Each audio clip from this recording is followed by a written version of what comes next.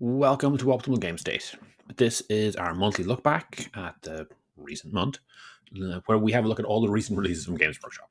So, as always, I focus on all the boxed game lines rather than the big war games. So, we're not seeing Age of Sigmar, we're not seeing 40k, and we're not seeing Horus Heresy, I guess, and we're not seeing the Lord of the Rings miniature game. Is there more? There might be more. I've said this before. I might have to look at some of the others just to round this out nicely. But yeah, we're going to focus on the ones that we got in front of us, which GW considers to be their box line games. First up, we have Warcry. So Warcry got all the parts of the Briar and Bone box as individual releases. So I do think the big three is also out there, but I'm not entirely sure on that. More importantly, Warcry got its 6-month FAQ, which included new profiles, points adjustments, and 2 new factions added. So, as occasionally does happen with Warcry, a lot more exciting things with profiles letting us play some of the recent Age of Sigmar models rather than necessarily proper Warcry releases. But yeah, good times for Warcry if you're a Warcry fan. Over with Blood Bowl, the Chaos Dwarf team was released. So this is the normal release with the box of plastic miniatures. We have the cards, we have the board, and we have the dice. As usual with Blood Bowl boxes, it is 2 sets of the same sprue, but there is a little bit of variation between them.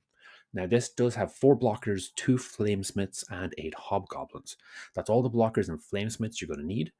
There is, in theory, a hobgoblin team with something like 10 hobgoblins, but that is a special kind of player. It's definitely a niche list.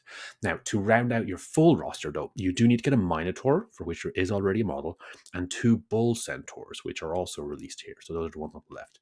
Along with that, we have 2 special players. So there's Hatark the Unstoppable, who's the other Bull Centaur, looking very fine, I have to admit, and Zarg Mad Eye, who seems to have some sort of rocket gun for launching the ball.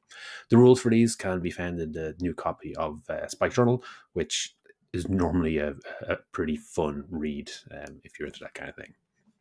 Moving over to Necromunda, we are still looking at Hive Secundus, and we've got a bunch of character models.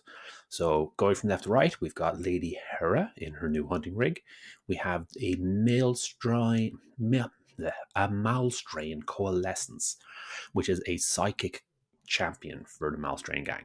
It's a little bit like a zoanthrope, which it seems to have taken some inspiration for, but it is also horrifically body horror-y. Next to it, we've got Hermiatus, the second son. Now, this isn't the original heretic Hermiatus who tampered with the Gene Stealers to end up with the Malstrain. This is actually the recreation that the original Gene Stealer, the Patriarch, has reconstructed from the DNA it found of the deceased heretic. And yeah, has kind of rebuilt its creator, I guess. Super, super creepy. And then last on the right, we have a Malstrain Alpha, which is one of the senior kind of offspring of the Patriarch. So they're kind of the direct children of the Patriarch. So yeah, scary, scary, terrifying things.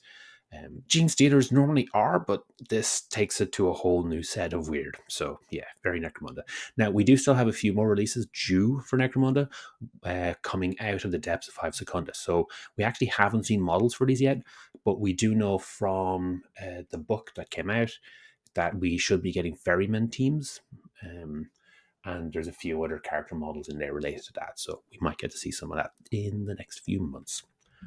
Kill Team, of course, had its big new release of Hivestorm, which heralds the arrival of a new edition. The box is packed with stuff. So it's got a new rulebook, it's a new set of scenery, 2 new kill teams. It does have the approved Ops card pack. It has the box of equipment models. And yeah, separate to that, we do also have card packs for some of the older teams. Now, you don't necessarily need these, but cards can be handy. So all the details for these have been released on PDF, but you do have the option to buy the cards. Have to admit, I think the cards are a little pricey for what they are, but they really do add a nice element to the game, I have to admit. Just a shame that it does kind of add up. But yeah, for the kind of luxury feel of the full experience, I think probably going to be worth it. At least, if not doing this, maybe printing up your own cards.